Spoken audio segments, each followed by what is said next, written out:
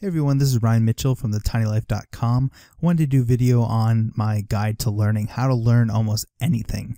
And so today I'm going to be talking about, learning in the context of tiny houses, tiny living, but I think this really can be applied to almost anything. And I know what a lot of you are thinking right now is, well, Ryan, I already know how to learn. I went to school, I did this, I did that. But today I want to talk about a very specific type of learning. First off, it's going to be mainly on the web, on the internet, and using digital kind of means. It's also going to be some obvious stuff that we forget about, and there's also going to be some interesting, not obvious stuff that you might have not thought about before. And then also, I think it's important because using these techniques, you can find information that is kind of on the outside, out of the box kind of thinking, the non-mainstream stuff. And that's really important when it comes to tiny living, because you're able to find the information you need that you're not going to find at your local library because it isn't the normal book knowledge. And so to kind of kick things off, when I was in 8th grade, I built a bat box. It's basically a birdhouse for bats.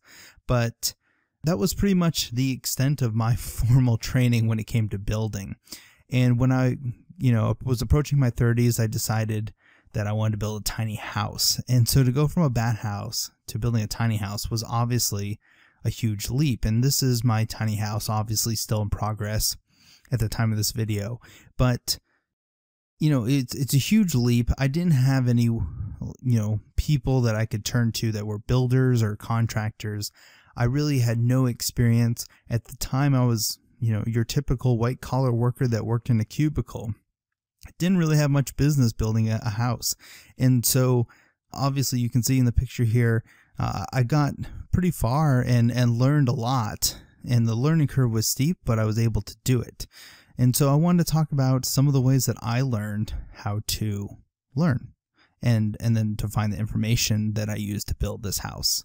So this is my blog, thetinylife.com. One of the first things that I did when I first started looking into building a tiny house was I searched all the blogs, and most blogs have a search box. If you look up here, the top right is my search box on this website, and most websites have this, like I said, and you can type in whatever you want, and you want to use keywords. If you're not really sure what a keyword is, just Google it. And but basically it's a word that people use in a search engine or a search box to return a result that they're looking for, okay? And sometimes you have to get creative about the keywords you use. What you first think of to type in might not be the right one, or it might not be the best keyword. It also, you may find some results, but you may not find all, or you might find different results from using a different keyword. So think about not only the keywords that you think about, what do you think the average person would put in? And then what are some of the synonyms of those words? And if you're looking at these topics and blog posts and search results, and you see a certain phrase pop up or a keyword pop up over and over again, maybe punch those in and kind of explore those, because you might find more information. The other thing to note is most blogs use what's called tags. And tags are basically, again, keywords, but they allow us to kind of organize blog posts. And so you can click on any of these tags, and every post that has that tag on it will come up. It's almost like a search. The next thing is Google. This is obvious to most of us, but then I see time and time again people forget to just do a simple Google search. Step one should be Google, or a Wikipedia search, but a lot of people don't even think about that. And as you get into it, you can, punch in words, and if you don't like the results that you're finding, some of the tips that I do is sometimes I look at the images, because if there's something specific to it here, like for example, in the images, well, look, they're framing in this picture, so if I click it and then I go to their page, they might be talking about framing, and if that's a topic that I really need to know about, I can learn more about that. And then you also notice, oh, there's another picture right here that's kind of similar. They're framing too. They might be talking about that. The other thing I'll show you is over here, the gear icon, advanced search. You can search by a file type, so like a PDF or a PowerPoint or a spreadsheet, whatever might be relevant to your search. You can search a specific website, so you can limit your search to only a certain website if you want to, or multiple websites. And then another one is the time. I use this a lot. If there's a certain thing that I'm looking at that only posts within, let's say, the past 3 months are relevant to the information I need, then I can limit it by the search and exclude anything that is more than 3 months, old. And so I can use these techniques to kind of narrow things down and quickly find the information I'm looking for. Next, Meetup.com. Meetup is a great website. Basically, you go to Meetup, you find a group on a topic that you're really interested in, and you meet with them. It could be just for coffee, it could be whatever, an activity, going running in this case, in this picture, or it could be tiny houses. And if you don't find a group in your local area, start one. Be the master of your own learning and facilitate the group. You don't have to have the answers. You don't have to be the expert. You just need to kind of form the group and facilitate the group, and you can explore those topics together. And now you have 10 brains instead of one. They might know a local expert or someone that's done some research on this already that you can loop in. And I think that with these groups and these other techniques I've shown you, sometimes the most powerful thing that you can learn is what questions to ask. And if you know what questions to ask, it can really guide your learning. So, just getting exposed to people in your local community, you can have a face-to-face conversation with people that are interested. Another thing that a lot of people don't think about is Facebook. Facebook is gradually becoming a search engine. It's just that they specialize in people. So if you're looking to connect with people in your local community about a certain topic, you can do that.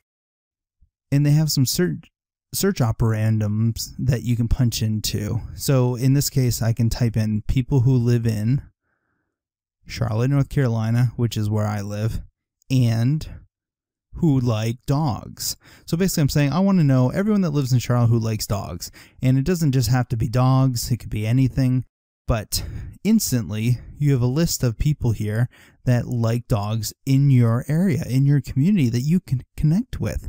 And so that's really important. And what's interesting is sometimes you'll punch, a certain topic in and you'll find a friend that is into the same thing. You just never happen to connect over that topic, or maybe it's something new that you're into and they have plenty of experience with it. So sometimes it's funny when you can find your own friends that are interested in the same topic. And the final resource that I want to show you guys is YouTube. YouTube is a huge resource for you. Every minute there's between 24 and 48 hours of video being uploaded.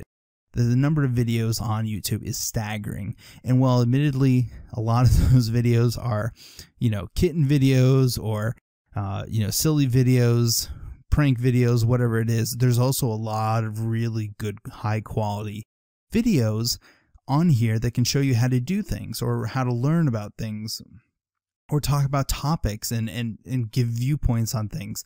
And then don't just watch the video, read the comments too, because a lot of times with these, someone will post a video and then people will put in the comments some really useful information, such as, I see why you did it like this, I would do it like this instead, and here's why, or I wouldn't do it that way because of this, or you need to check out this awesome resource, and then they put a link to a great website. So, don't just look at the video, and this also goes for blogs. Don't just look at the blog posts, look at the comments, because there can be some really good conversations and resources right there in the comments.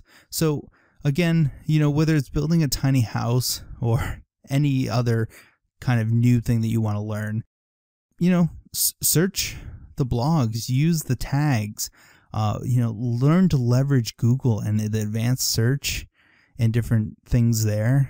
Find people in your local community and use Facebook to find friends and new friends on a certain topic. And finally, leverage YouTube, because it's the most amazing resource that I learned so much about building my tiny house personally, and it's all there for free. So This is Ryan Mitchell.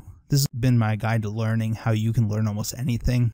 I'm with thetinylife.com, and I hope you enjoyed this video. Have a great night.